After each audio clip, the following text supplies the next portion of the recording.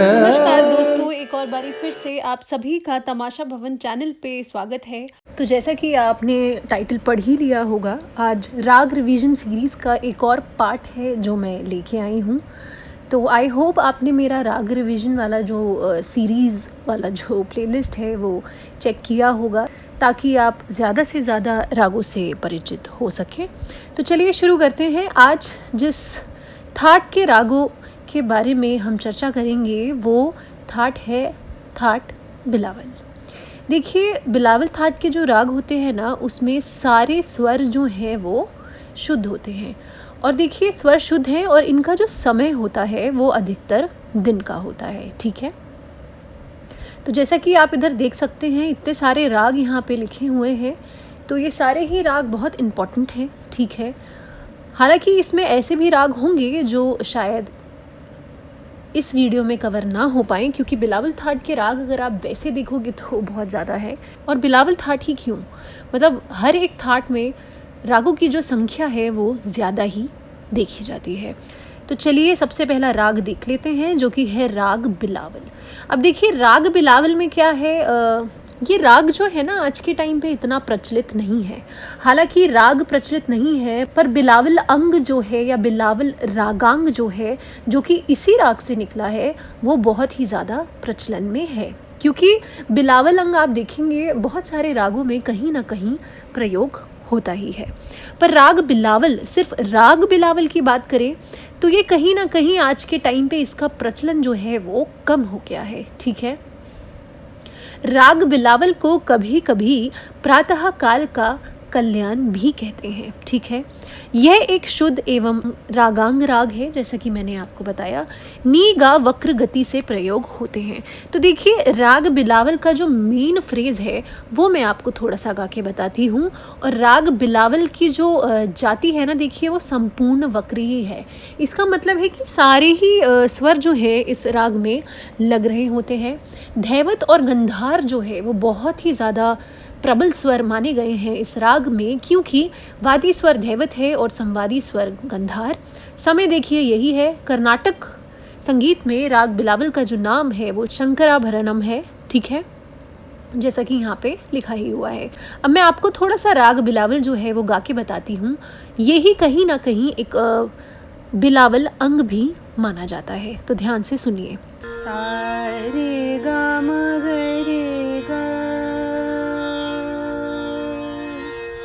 ग रे गा पा,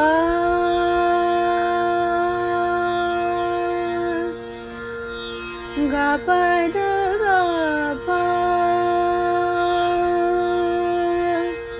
रे गा पा म ग, गा पा ध नि सा,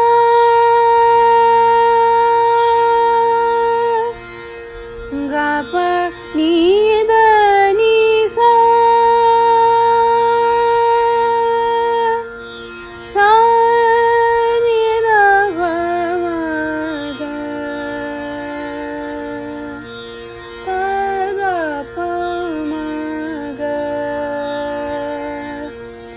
म ग म। तो जैसा कि आपने सुना, आई होप आपको राग बिलावल समझ आया होगा। कैसे मैंने पूर्वांग में ग रे गा पा ये वाली जो संगति है वो यूज़ की है, और उत्तरांग में गा पा ध नि सा है ना। इस तरीके से ग जो है वो इस राग में बहुत ही ज़्यादा चमकता है, और धैवत भी चमकता है, पंचम में भी न्यास होता है। तो उस हिसाब से आई होप आपको राग बिलावल क्लियर हुआ होगा। आप देखिए, बिलावल अंग को बहुत ही क्लियर रखिए। ठीक है, जैसे कि मैंने आपको बताया, ये देखिए गा रे गा पा, ये बिलावल अंग है। ठीक है, ये भी बिलावल अंग कहीं ना कहीं माना जाता है। ठीक है, ये देखिए ये भी बिलावल अंग है। और ये देखिए उत्तरांग में हम इस प्रकार जाते हैं। ठीक है, तो ये आई होप आपको समझ आया होगा। विशेषता मैंने आपको बता ही दी है, आप पढ़ भी सकते हैं। नेक्स्ट राग है राग अल्हैया बिलावल। अभी देखिए, राग बिलावल में जब आप निषाद को कोमल कर देंगे तो ये ग है यहाँ पे, इसको ठीक कर लीजिए, ठीक है। तो देखिए राग अलैया बिलावल का नेचर कैसा है, पहले वो देखते हैं। देखिए कोमल नी का जो प्रयोग है इसमें वक्र रूप से होता है और दोनों धा के बीच में, मतलब सिर्फ इधर ही होगा। ये देखिए ये फ्रेज जो है ना, ये एक मेन फ्रेज है अलैया बिलावल का। ये फ्रेज मतलब कोमल नी का जो प्रयोग है ना बिलावल में, समझ रहे हैं आप। अगर आप राग बिलावल में कोमल नी का प्रयोग कर रहे हैं इस तरीके से, जैसा कि इधर लिखा है, मैं आपको गा के भी बताऊंगी, तो वो अलैया बिलावल हो जाएगा। ऑल्सो अलैया बिलावल में ऐसा बोला गया है, शास्त्रों में लिखा है कि आरों में रे जो है वो वर्जित होता है, ठीक है। तो जिसकी वजह से इसकी जाति शाडव संपूर्ण मानी गई है, ठीक है। तो चलिए मैं आपको थोड़ा सा गा के बताती हूँ। गा रे गा पा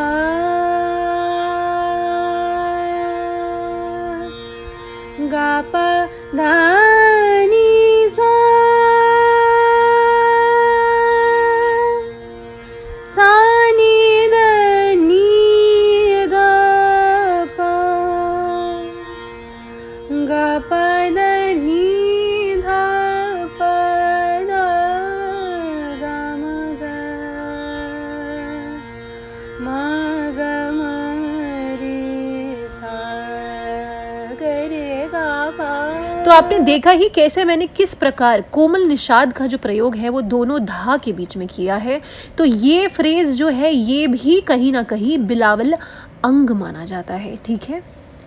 विशेषता देख लेते हैं राग अलैया बिलावल की। अब ये राग जो है ना बहुत ही ज़्यादा लोकप्रिय है और बहुत ही ज़्यादा प्रचलन में भी है, ठीक है। करुण रस है इसका, जो रस है वो करुण रस है। ये एक उत्तरांग प्रधान राग है, ठीक है। धैवत और गंधार की संगति महत्वपूर्ण है ऑब्वियसली, और इसे मींड में लिया जाता है, ठीक है। तो आई होप आपको समझ में आया होगा। आगे बढ़ते हैं। नेक्स्ट राग जो है हमारा वो है राग यमनी बिलावल।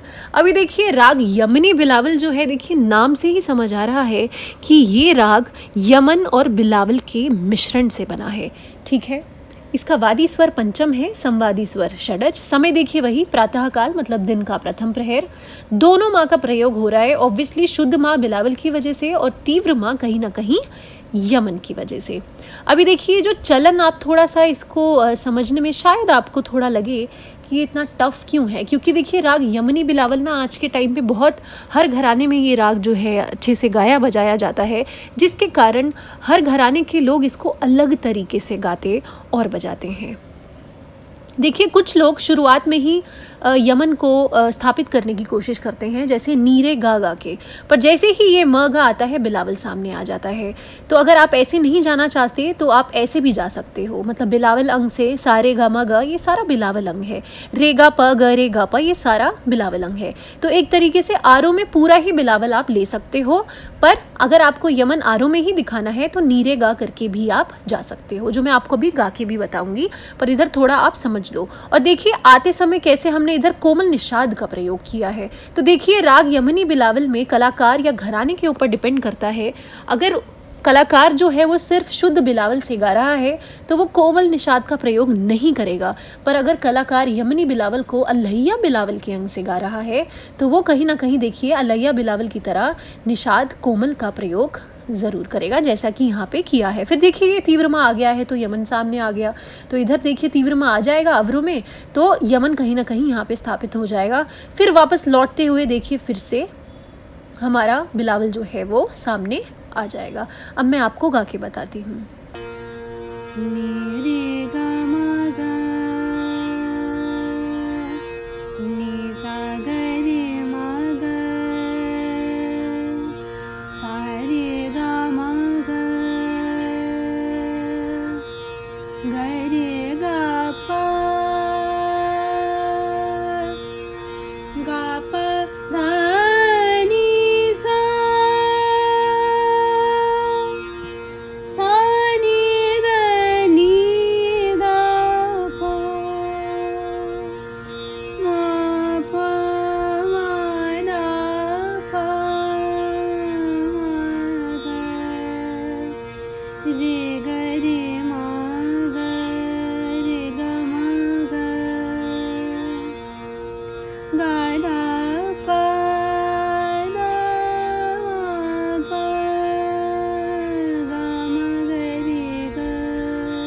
आई होप आपको चीज़ें समझ आई होंगी। विशेषता देख लेते हैं। देखिए वही सेम चीज़ मैंने यहाँ लिखी है कि यमनी बिलावल को कुछ कुछ घराने में या कुछ कुछ विद्वान जो हैं अलैया बिलावल अंग से गाते हैं, जिसकी वजह से कोमल नी का प्रयोग करते हैं। जैसे सरोद वादक रहे हैं अली अकबर खान जी, ठीक है, मल्लिका अर्जुन मंसूर जी। तो विशेषताओं में देखिए वही चीज़ यहाँ मैंने लिखी है जो आपको अभी समझाया है। आगे बढ़ते हैं राग देवगिरी बिलावल की तरफ। देखिए राग देवगिरी बिलावल और यमनी बिलावल ऑलमोस्ट सेम है, बस फ़र्क इतना है कि देवगिरी बिलावल में ना शुद्ध कल्याण का एक अंग जो है वो बड़े ही प्रबल तरीके से और अनोखे तरीके से लगता है, जैसे कि देखिए यहाँ पे है ना। ये मैं आपको गा के बताऊंगी तो आपको और अच्छे से क्लियर होगा। ये जो अंग है ना ये शुद्ध कल्याण का अंग है, ठीक है। बाकी देखिए सेम ही है, उसी तरीके से जा रहे हैं, ठीक है। बाकी ये संगति भी इसमें बहुत ज़्यादा प्रयोग में है, ये सारे सा वाली, ठीक है। फिर उसके बाद उसी तरीके से हम वापस भी लौट रहे हैं। तो एक तरीके से देवगिरी बिलावल जो है वो शुद्ध कल्याण और बिलावल का मिक्सचर है। ऑल्सो देवगिरी बिलावल जो है यमनी बिलावल से अलग कैसे है। देवगिरी बिलावल एक उत्तरांग प्रधान राग है और देवगिरी बिलावल को देखिए सुबह का शुद्ध कल्याण भी बोला जाता है, ठीक है। ऐसा माना जाता है कि ये राग जो है वो गोपाल नायक जी ने बनाया है, पर देखिए मतभेद बिल्कुल है, तो इसीलिए कोई ठोस प्रमाण के साथ तो नहीं बोल सकते, पर मत है इसीलिए ये पढ़ना ज़रूरी है। जैसा कि मैंने बोला देखिए उत्तरांग प्रधान राग है, जिसकी वजह से वादी स्वर ऑब्वियसली तार षडज है और संवादी पंचम है। समय देखिए वही है, ठीक है।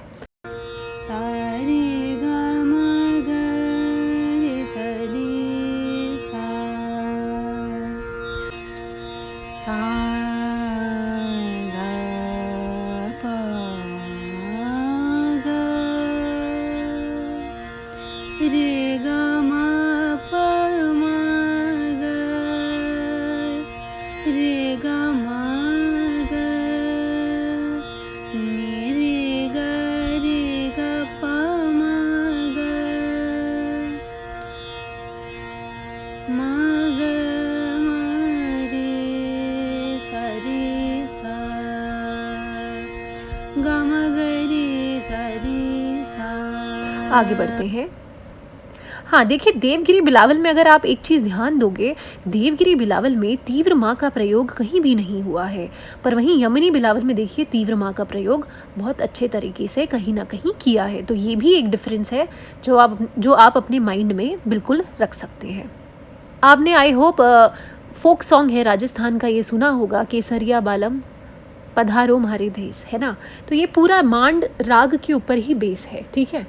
तो देखिए ऐसा बोला जाता है कि राग मांड जो है ना वो राजस्थान के लोक संगीत से ही, मतलब ये जो राग है इसकी उत्पत्ति हुई है। इस राग में प्रसन्नता का आभास बहुत ही ज़्यादा है, ठीक है।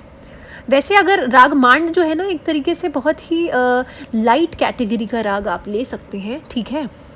पर ये फ्रेज़ देखिए, ये फ्रेज़ इसका राग मांड का बहुत ही इम्पॉर्टेंट फ्रेज़ है, जो कि आपने राग भटियार में भी कहीं ना कहीं सुना होगा। तो ठीक है, ये राग मांड का कुछ मैं मेन फ्रेज़ है जो मैं आपको गा के बताती हूँ। ग म प द नि सा नि सा द प प द नि द प द प म प ग सा रे म प द नि द प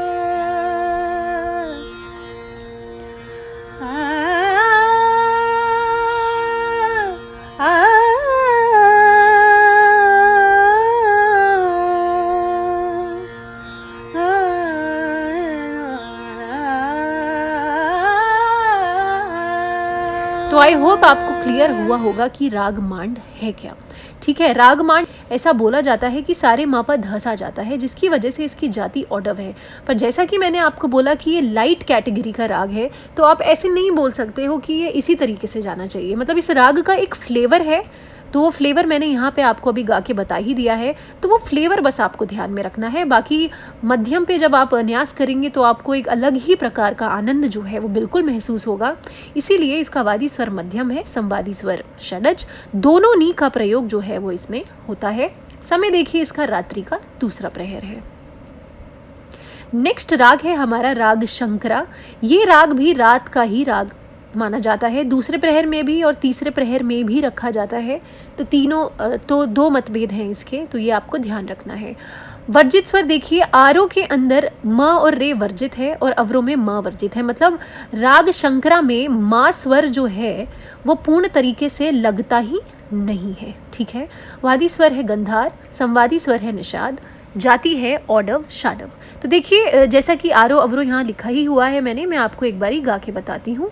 ऑल्सो आपको ये ध्यान देना है, इसमें रे का जो प्रयोग है ना वो भी एकदम बहुत अल्प मात्रा में होता है, ज़्यादा रे को चमकाते नहीं है। गा प गा सा सा गा प गा प नी द सा गा प नी द सा नी नी ध प ध गा प गा सा सा गा प। तो आई होप आपको समझ आया होगा। राग शंकरा की जो प्रकृति है ना वो चंचल प्रकृति है इसकी, और ये कहीं ना कहीं एक उत्तरांग प्रधान राग भी है। ठीक है, और ये वीर रस प्रधान राग है। तो नेक्स्ट राग हमारा है राग दुर्गा। ठीक है, तो राग दुर्गा देखिए औडव जाति का राग है। ठीक है, इसके अंदर हमारे आरों में गंधार और निषाद जो है वो वर्जित है, और अवरों में भी कहीं ना कहीं गंधार और निषाद दोनों ही वर्जित स्वर माने जाते हैं। इसका मतलब ये है कि राग दुर्गा के अंदर गंधार और निषाद स्वर वर्जित है। अब राग दुर्गा का जो वादी और संवादी स्वर है वो मध्यम और षडज है। इसका मतलब ये है कि राग दुर्गा में मध्यम और षडज का स्थान जो है वो बहुत महत्वपूर्ण है। समय देखिए कैसा है, रात्रि का दूसरा प्रहर है। अब राग दुर्गा का कर्नाटक संगीत में एक नाम है जिसको शुद्ध सावेरी बोला जाता है। ठीक है, तो राग दुर्गा की जो जाति है वो औडव है। मैं राग दुर्गा एक बार आपको गा के बता देती हूँ ताकि आप लोगों को थोड़ा क्लियर हो जाए। रे मा प ध म रे प म प ध म रे ग सा। आई होप आपको समझ में आया होगा। ठीक है, न्यास के स्वर देखिए सा म प हैं और ये एक पूर्वांग प्रधान राग माना जाता है। नेक्स्ट हमारा राग है राग बिहाग। ये राग भी बहुत इंपॉर्टेंट और बहुत ही मधुर और लोकप्रिय राग है। आपने आई होप सुना ही होगा। इसकी जो जाति मानी गई है वो ऑडव संपूर्ण मानी गई है। पर देखिए संपूर्ण में भले ही बोल रही हूँ, पर इधर देखिए धा मैंने मींड के तरीके से लगाया है। ठीक है, इसका मतलब क्या है कि देखिए यहाँ पे रे भी मैंने मींड से लगाया है। इसका मतलब ये है कि अवरों में धैवत और ऋषभ यूज तो होगा पर मींड तरीके से होगा। जब मैं आपको गा के बताऊंगी तो समझ में और अच्छे से आएगा। पर थोड़ा सा हम देख लेते हैं कि राग बिहाग में है क्या।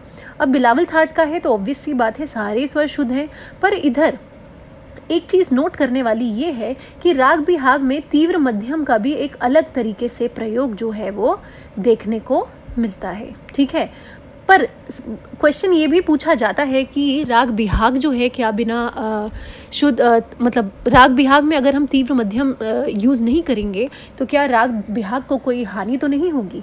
तो इसका मतलब ये है कि राग बिहाग जो है वो बिना तीव्र मध्यम के भी आराम से गाया और बजाया जा सकता है। ठीक है, तो चलिए एक बारी मैं आपको गा के बताती हूँ ताकि आपको क्लियर हो।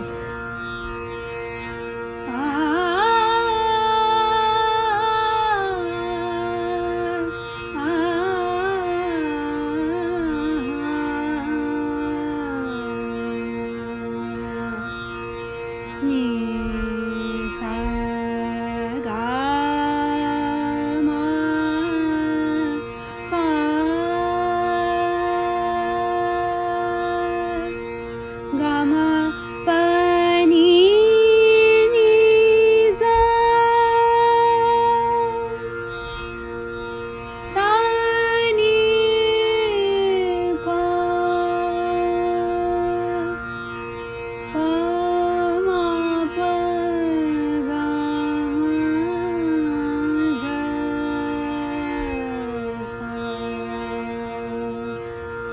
गा मा पा नी नी पा गा मा पा सा नी नी ध पा गा मा गा सा नी नी सा। आई होप आपको क्लियर हुआ होगा। समय देखिए रात्रि का दूसरा प्रहर है। राग बिहाग की विशेषताएं अगर हम देखें तो ये एक पूर्वांग प्रधान राग है। इस राग में निषाद शुद्ध खुला हुआ लगता है। ऑब्वियसली बात है, निषाद जो है वो संवादी स्वर के स्थान पे है, तो निषाद का प्रयोग बहुत अच्छे से होता है इसमें। राग बिहाग अत्यंत ही प्रचलित और मधुर राग है और ये एक मींड प्रधान राग है। ओके, नेक्स्ट राग हमारा है राग देशकार। ये भी एक बहुत ही महत्वपूर्ण राग है, ठीक है। इसका देखिए आरोह अवरोह वैसा ही आपको लगेगा जैसा कि राग भूपाली का, पर देखिए राग भूपाली जो है वो कल्याण थाट का है, पर ये बिलावल थाट का है, ठीक है। तो बिलावल की ही जो संगति है वो आपको यूज़ करनी है, ऑब्वियस सी बात है, ठीक है। वो यूज़ करेंगे तो देशकार चमकेगा, मतलब ग रे गा पा ये सब यूज़ करोगे तो देशकार अच्छे से चमकेगा। ऑल्सो आपको ये चीज़ ध्यान रखनी है कि देशकार में धा को ज़्यादा धा पे ज़्यादा न्यास करना है, ठीक है। देशकार एक उत्तरांग प्रधान राग है। देखिए अगर आप गंधार पे ज़्यादा न्यास करने लग जाएंगे, वो भी पूर्वांग में, तो कहीं ना कहीं वो भोपाली की छाया लेके आएगा। इसीलिए मैं आपको बोल रही हूँ राग देशकार में देखिए धा पे ज़्यादा अपन लोग न्यास करते हैं, ठीक है। ये जो इसका समय है दिन का प्रथम प्रहर है। मैं आपको थोड़ा गा के बताती हूँ।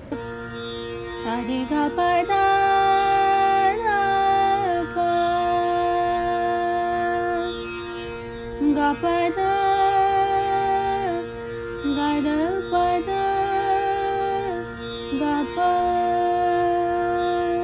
पा दा गा पा ग रे ध सा सा रे गा पा दा पा गा पा दा सा। आई होप आपको क्लियर हुआ होगा। इसकी जाति देखिए ऑडव है, क्योंकि जैसा कि मैंने बताया म और नी जो है इस राग में बिल्कुल नहीं लगते हैं, और ये एक उत्तरांग प्रधान राग है। धागा संगति महत्वपूर्ण है। धागा संगति देखिए बिलावल थाट के रागों में कहीं ना कहीं महत्वपूर्ण होती ही है। अवरोह में रे अल्प है, चलन इसका देखिए वक्र है, उत्तरांग प्रधान ये राग है। ओके, आई होप आपको थाट बिलावल से जितने राग हैं जो मैंने यहाँ समझाने की आपको कोशिश की है वो समझ में आए होंगे। और अगर समझ में आए हैं तो प्लीज़ मुझे कमेंट सेक्शन में लिख के बताइए, अपना फीडबैक ज़रूर दीजिए, और वीडियो को लाइक कीजिए, कमेंट कीजिए और शेयर कीजिए। Thank you.